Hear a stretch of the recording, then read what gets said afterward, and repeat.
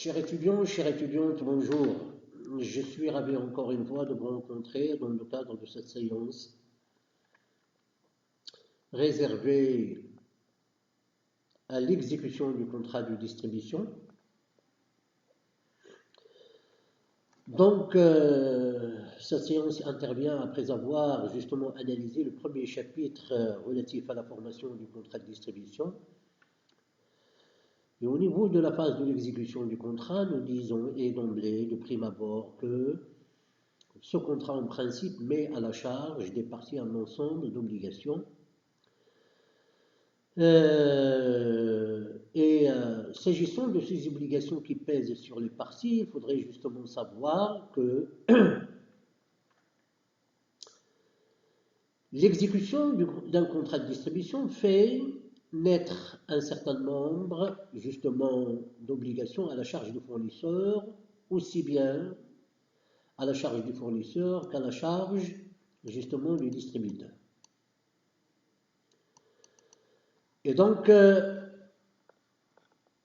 s'agissant des obligations qui pèsent sur le fournisseur, nous disons que ce dernier, quelque part, est obligé de respecter la clause d'exclusivité, qui est une clause extrêmement importante dans le cadre du contrat, et peut-être que c'est la clause qui vient en deuxième rang après la clause qui est relative au transfert du savoir-faire.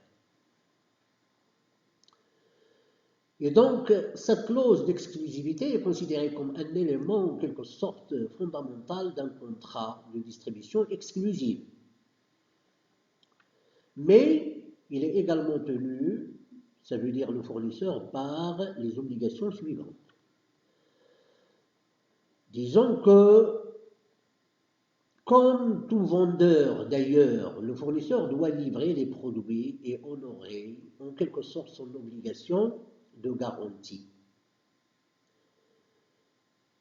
Ainsi, s'il concède ses droits ou une licence sur une marque, sur une enseigne ou tout autre signe distinctif, le fournisseur doit en quelque sorte détenir les droits ou licences y afférents et garantir leur jouissance paisible. Il est aussi, mademoiselle, monsieur, tenu à l'égard des tiers de la garantie des vices cachés et de la responsabilité du fait des produits défectueux, le cas échéant. En ce qui concerne les obligations du distributeur, là aussi le distributeur ne doit pas méconnaître les termes de la clause d'exclusivité mettant des obligations en quelque sorte à sa charge. Mais le distributeur, à notre sens, est également tenu de payer le prix de marchandises qu'il compte distribuer. Aussi de respecter en quelque sorte, si elle existe, la clause de quota, qui est en principe une clause de résultat, ou la clause de pénétration, qui est en principe, disons, une clause consistant plutôt en une obligation de moyens, qui a relation avec la pénétrabilité par rapport au marché sur un territoire donné. Ensuite, le distributeur est tenu de respecter les normes du fournisseur, si une telle clause est stipulée, bien sûr, dans le cadre du contrat. Ensuite, le distributeur, en quelque sorte, est obligé d'assurer, à condition qu'une clause soit prévue dans ce sens et en ce sens, l'entretien, la réparation, qui concerne bien sûr les marchandises ou la marchandise. Le distributeur est tenu aussi de maintenir un stock minimal si une clause le stipule, si une clause le prévoit, sans que le distributeur, bien sûr, soit obligé de reconstituer préalablement son stock afin de se procurer en quelque sorte de nouveaux produits. Et dans ce cas, retenons qu'il s'agirait pour le fournisseur d'un refus de vente. Ensuite, le contrat de distribution peut également prévoir une clause d'approvisionnement exclusif auquel cas le distributeur est tenu en quelque sorte de se fournir exclusivement auprès de son fournisseur. Et cette clause, en principe, doit être limitée dans le temps et ne peut être d'une durée supérieure justement à 10 ans. Elle doit aussi être très précise quant aux produits concernés. Ça veut dire produits concernés, leurs mentions, leurs caractéristiques, etc., etc. Après, nous avons la clause d'exclusivité qui est une clause extrêmement importante au sein du contrat de distribution. Et là, il faudrait dire que les obligations des parties au regard de l'exclusivité stipulée au contrat varient selon la forme de la clause d'exclusivité. Ainsi, la clause d'exclusivité territoriale simple prévoit que le fournisseur, en quelque sorte, est tenu par une obligation de fournir exclusivement le distributeur et aucune autre personne dans le territoire considéré. Là, il y a une exclusivité géographique qui concerne un distributeur exclusif. Mais en revanche, cette stipulation n'interdit pas au distributeur d'exercer son activité déjà en dehors du territoire prévu au contrat.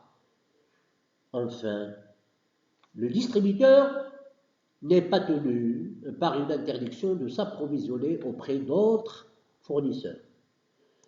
Je crois qu'il est très important de mentionner cette faculté pour que les choses soient très bien claires. Après, il y a lieu justement d'analyser la clause d'exclusivité territoriale renforcée. Et dans ce sens-là, ici, le fournisseur est tenu de ne pas fournir d'autres distributeurs dans le territoire considéré.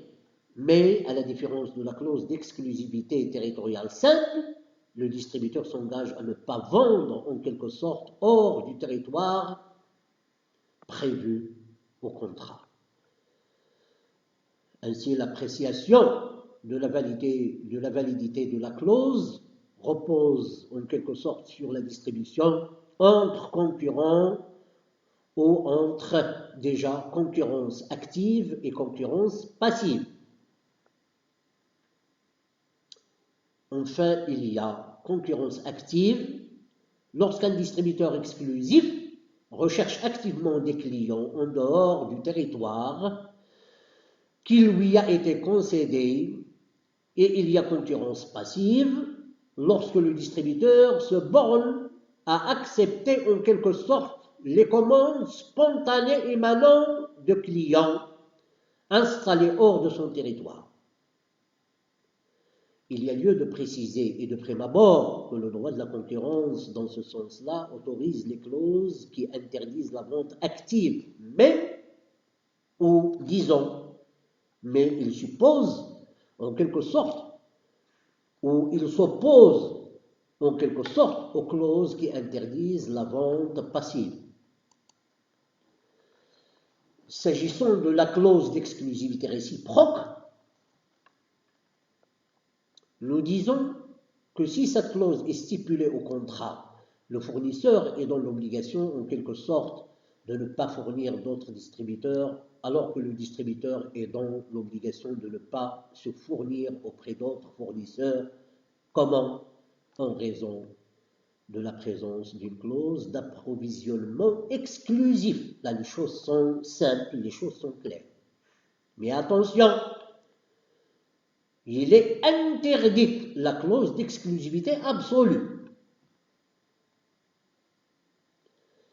Nous disons ensuite que cette forme de clause est proche de la clause d'exclusivité territoriale renforcée,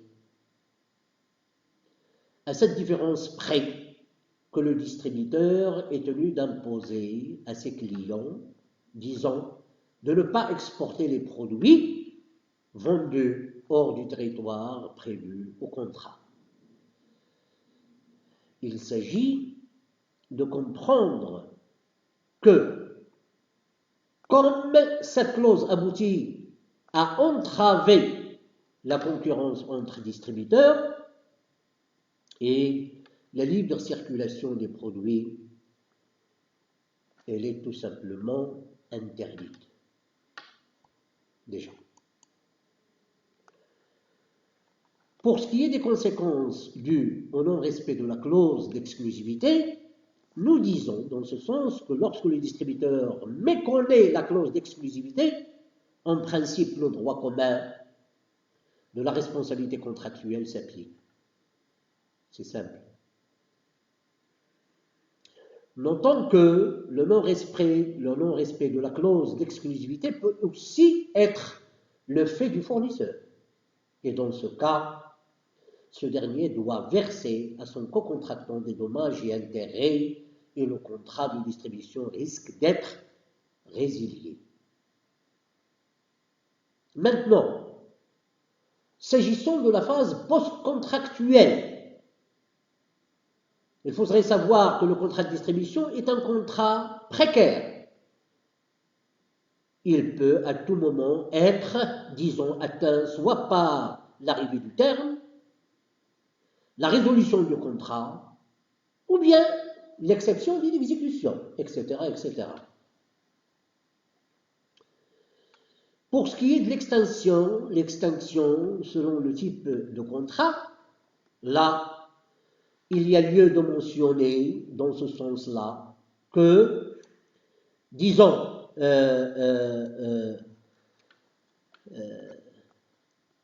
nous devons distinguer en principe selon que le contrat est ou non et à durée déjà indéterminée.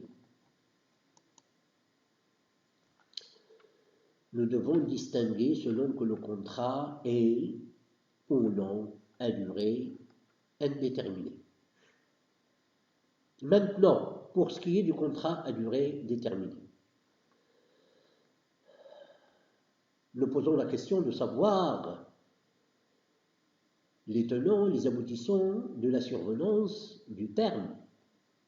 Et là, le contrat de distribution s'éteint à son terme, avec la plupart des obligations contenues. À défaut de reconduction, les parties reprennent leur liberté sous réserve des obligations suivantes au contrat. S'agissant maintenant de la rupture, disons la rupture anticipée, là, il faudrait dire que la résiliation unilatérale du contrat avant l'arrivée du terme n'est en principe pas possible, sauf dans l'hypothèse de la gravité du comportement d'une partie ou d'une déjà ou d'une clause résolutoire, une clause résolutoire bien sûr de plein droit. Alors, en ce qui concerne la clause résolutoire, il s'agit pour nous de dire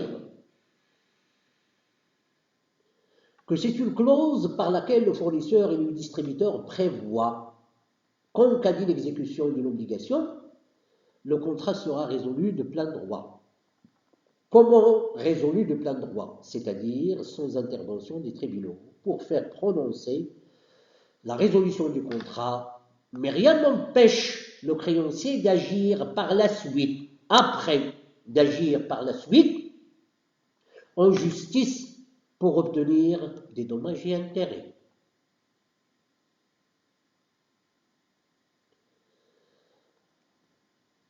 Ensuite, nous disons que cette résolution, en principe, peut être stipulée. Cette résolution peut être stipulée soit avec mise en demeure de qui? Du débiteur, de l'obligation de s'exécuter, soit, bien sûr, sans sommation, Pour ce qui est du contrat à durée indéterminée,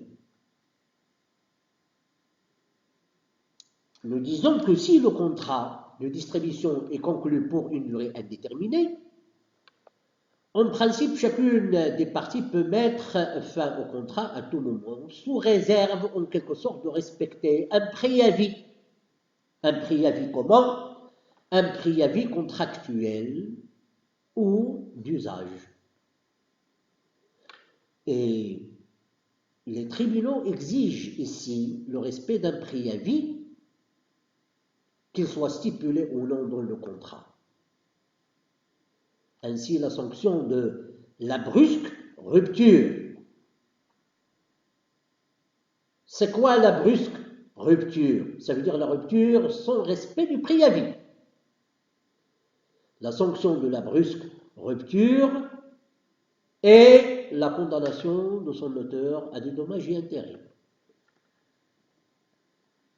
Ensuite, lorsque le contrat de distribution prend fin, nous disons que le distributeur restitue le matériel ou les matériels prêtés ou déposés comme l'enseigne, bien sûr, et il supprime toute référence à la marque du fournisseur, et ce même si c'est ce dernier qui n'a pas respecté ses obligations, bien sûr.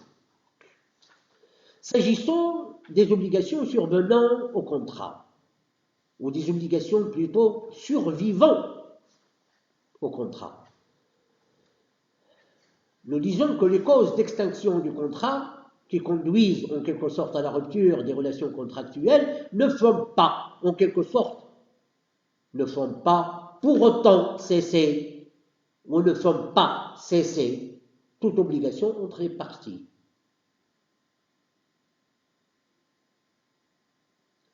Mais il reste une question très cruciale, une question très importante qui concerne le savoir-faire. Et tout à l'heure, qu'est-ce que j'ai dit? J'ai dit la clause relative au transfert du savoir-faire est plus importante et plus principale que la clause relative à l'exclusivité. S'agissant du sort du savoir-faire, nous disons que le savoir-faire transmis éventuellement par le fournisseur ne peut en aucune manière être restitué.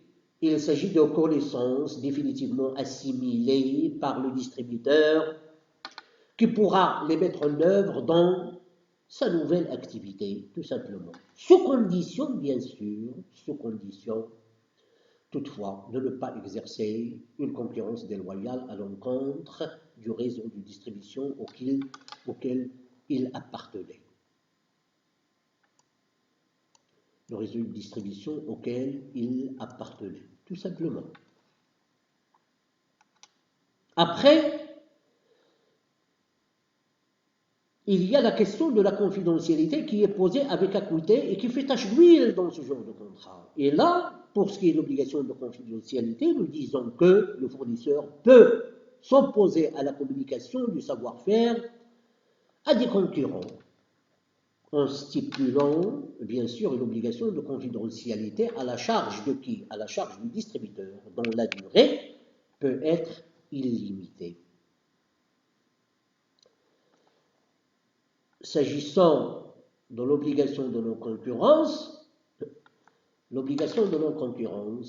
elle est plus ou moins claire par rapport à l'obligation de confidentialité. Dans ce cadre, au niveau de l'obligation de non-concurrence, nous disons qu'au regard du nouveau règlement, déjà, à l'échelle communautaire par exemple, concernant les accords verticaux, la stipulation d'une clause de non-concurrence ne semble valable qu'à certaines conditions. Tout simplement. Ensuite, il s'agit de discuter en principe le sort du stock. Il est tellement important, le stock. Les biens ou les marchandises restés dans le cadre des stocks du distributeur, justement après la fin du contrat. Dans ce cadre-là, nous disons que le contrat prévoit, ou d'une autre manière, nous devons dire que le contrat devra prévoir les modalités d'écoulement ou de reprise de stock détenus par qui? Par le distributeur en fin du contrat. Et déjà, en l'absence d'une telle clause, l'ancien distributeur perd le droit de vendre les stocks restants au jour où le contrat prend fin. C'est normal. Pour ce qui est d'une autre partie réservée maintenant à la typologie des contrats de distribution, nous disons que dans cette brève contribution, on laissera de côté les procédés de distribution relevant du droit des sociétés, ça veut dire utilisation des succursales et de filiales, pour ne retenir que ceux de caractère uniquement contractuel. En d'autres termes, mademoiselle, monsieur, en d'autres termes, l'objet de cette partie est de dresser un inventaire des contrats identifiés par la loi ou la pratique et de nature à assurer, par un intermédiaire juridiquement indépendant, la distribution de produits, c'est-à-dire de présenter l'éventail des contrats de distribution. Dans ce sens-là, et en ce qui concerne la classification qui suit, cette classification reprend le critère de la répartition des risques en distinguant les contrats de distribution selon qu'ils, bien sûr, qu'ils sont destinés à lier directement le fabricant ou importateur au consommateur, ou bien à le lier indirectement ou à lier uniquement le distributeur. Et dans ce sens-là, mademoiselle, monsieur, dans ce sens-là, nous disons que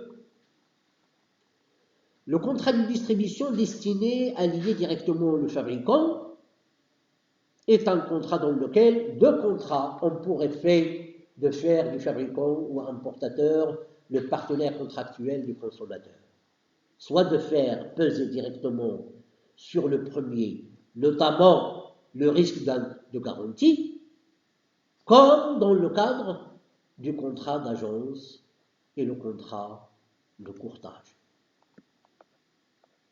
Pour ce qui est du contrat d'agence, il faudrait savoir que le contrat d'agence est celui par lequel l'agence oblige à titre permanent à négocier la conclusion d'affaires pour un ou plusieurs mandants ou d'en conclure en leur nom, bien sûr, et pour leur compte, sans être déjà liés envers eux par un contrat de travail. Nous disons dans ce sens-là que la rémunération, par exemple, la rémunération de l'agent est appelée provision. Ainsi, qu'il soit négociateur ou stimulateur, l'agent est un quoi? Est un mandataire particulier sur lequel pèse une obligation d'agir, qui le distingue notamment du courtier. Après ça, l'on distingue aussi le caractère durable du contrat, qui explique que le mandant de l'agent soit tenu envers lui par un certain devoir de fidélité. C'est normal. En plus, et à la suite, quant aux affaires conclues, elles le sont toujours un nom. Elles le sont toujours un nom et pour le compte du mandant.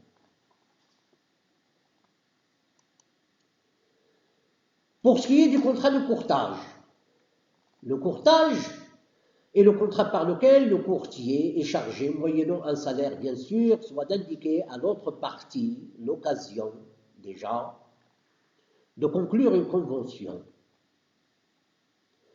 soit de lui servir d'intermédiaire pour la conclusion d'un contrat.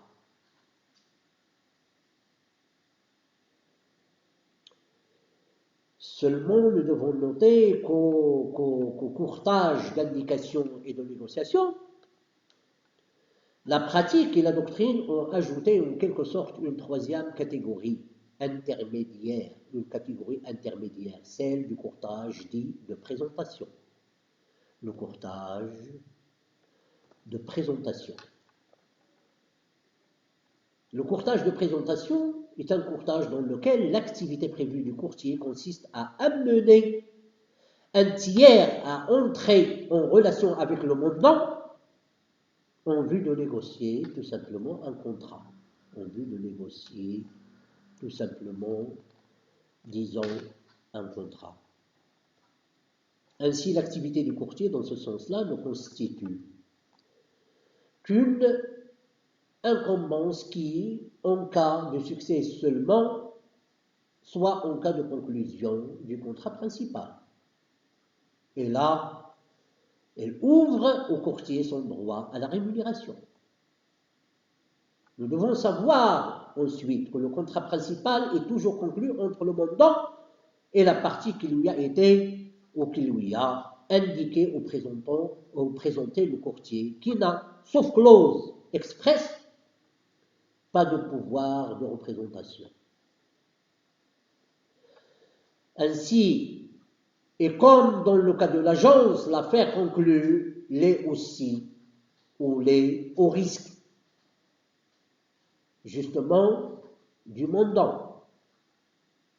Et le courtier est cependant, comme déjà relevé, après ce qu'on a dit, un intermédiaire occasionnel et non, disons, un intermédiaire occasionnel et non permanent du mandant. D'où un régime de résiliation plus souple que dans le contrat d'agence. C'est ça la conclusion à laquelle il faudrait justement aboutir. S'agissant du contrat de distribution destiné à lier indirectement le fabricant, là on pourrait justement dire que dans le cas, l'intermédiaire agit en son nom propre, mais pour le compte du fabricant, selon le mécanisme de la représentation indirecte. Il s'agit du contrat de commission et du contrat d'agence commission. Il s'agit du contrat de commission ou du contrat d'agence, disons, commission.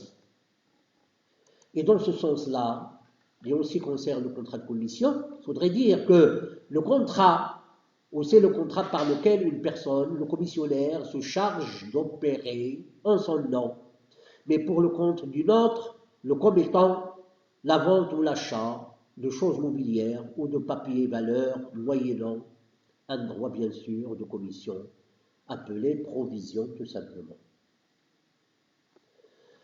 La commission vente porte sur les transactions isolées et ne constitue en quelque sorte pas un contrat de durée.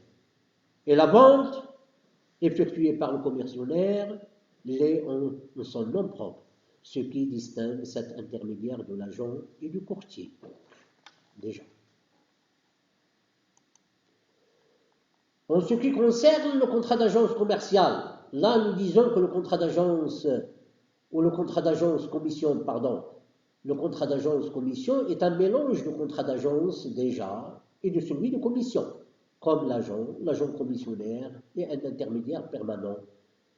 Mais contrairement à lui et à l'instar du commissionnaire, il agit en son nom et pour le compte de son mandant déjà. Pour ce qui est des contrats de distribution destinés à lier uniquement le distributeur, on trouve dans cette dernière catégorie les contrats de distribution attribuant à l'intermédiaire la totalité en quelque sorte des risques de l'opération. Là aussi, au-delà de ce point commun, les différences sont sensibles, ainsi qu'on va le remarquer. Pour ce qui est du contrat estimatoire, appelé aussi contrat de consignation ou de soumission, le contrat estimatoire est celui par lequel une personne disons, le consignateur remet à une autre, le consignataire bien sûr, des marchandises que celle-ci vendra en son nom et pour son compte, contre l'engagement soit d'en payer le prix, soit de les restituer tout simplement. S'agissant de la qualification de ce contrat, nous disons qu'elle est très controversée. Pour certains, aujourd'hui minoritaires, bien sûr, le contrat de conciliation n'est rien d'autre qu'une vente sous conditions suspensives. Pour d'autres, plus nombreux, il s'agit d'un contrat sui generis. Et quoi qu'il en soit, ici, de cette controverse, il est certain que le contrat estimatoire doit être nettement distingué d'autres contrats de distribution. Et donc, à la différence déjà du commissionnaire, le consignataire n'est pas un représentant indirect, car il agit en son nom et pour son compte. Et contrairement au courtier, nous disons, il ne se borne pas à prêter son office à la conclusion du contrat, mais contracte lui-même avec les tiers consommateurs, déjà. S'agissant de la concession de vente exclusive, il faudrait dire que dans ce genre de contrat, appelé aussi contrat de représentation exclusive, le contrat de concession de vente exclusive peut être défini comme le contrat en quelque sorte par lequel une personne, le concédant, permet à une autre, le représentant au concessionnaire, de lui livrer des biens déterminés à un certain prix, bien sûr, et de lui en assurer l'exclusivité dans un rayon déterminé. Dans un rayon, disons, déterminé, contre l'engagement de payer un prix et d'en promouvoir la vente dans ce rayon tout simplement. Il faudrait dire que ce contrat est en bref a des caractéristiques suivantes. C'est un contrat innommé comportant d'un côté un contrat de vente à livraison successive, de l'autre côté il comporte d'obligations réciproques entre concédants et concessionnaires. Ensuite, c'est un contrat de durée impliquant pour le concessionnaire la mise en place d'une organisation de vente qui concerne l'investissement, l'engagement personnel, etc., etc. Ensuite, c'est un contrat dans lequel, disons, le concessionnaire agit en son nom et pour son compte, raison pour laquelle l'expression de contrat de représentation est trompeuse, en quelque sorte. Nous disons enfin que, très largement répandu dans la pratique, le contrat de concession de vente attribue le risque d'exploitation au concessionnaire, selon les clauses qu'il contient. Il peut renforcer sensiblement l'intégration de cet intermédiaire dans le réseau de distribution du concédant, bien sûr, et là, nous disons, il y a obligation de respecter les conditions de vente, interdiction de vente des produits concurrents, interdiction d'importation parallèle, notamment, etc., bien sûr, etc. S'agissant du contrat de franchise, enfin, nous disons que le contrat de franchise est un contrat par lequel un contractant concède à l'autre, le second, étant indépendant du premier, en contrepartie d'une redevance, bien sûr, le droit de se présenter sous sa raison sociale et sa marque, éventuellement, son savoir-faire pour fabriquer ou vendre des produits ou offrir des services avec l'obligation de quoi? Avec l'obligation d'étendre le marché concédé. Cette définition met en relief trois éléments caractéristiques de toute franchise que sont ou qui sont la cession au franchisé du droit d'utiliser divers droits et prérogatives du franchiseur, comme par exemple le nom, la marque, le brevet, l'enseigne, ou bien le symbole, etc. Ensuite, l'obligation faite au franchisé de promouvoir les produits ou services du franchiseur. est celle de lui verser une redevance. Une redevance, c'est-à-dire droit d'entrée et ou contribution périodique. Nous disons enfin qu'on doit y ajouter un quatrième élément, lui aussi inhérent à ce contrat, soit l'obligation d'aide et de conseil pesant sur le franchiseur, l'obligation d'aide et de conseil.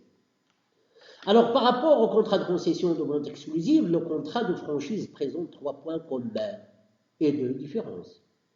À l'instar de ce contrat, il est un contrat innommé de durée et dans lequel il n'y a pas de rapport, bien sûr, de représentation entre les parties, le concessionnaire et le franchisé agissant pour leur compte et en leur nom, ce qui les distingue, bien sûr, de l'agent. En revanche, l'essence du contrat de franchise, par exemple, n'implique ni une exclusivité concédée au franchiseur, ni l'approvisionnement obligatoire du franchisé auprès de quoi? Auprès du franchiseur. À partir de là, je considère que notre séance actuelle est parachevée. En attendant vous voir dans de meilleures conditions et en parfaite santé, chers étudiants, je vous souhaite tout le bien dans la vie, beaucoup de succès et une bonne et parfaite santé. Prenez soin de vous et à plus tard dans la vie, Inch'Allah.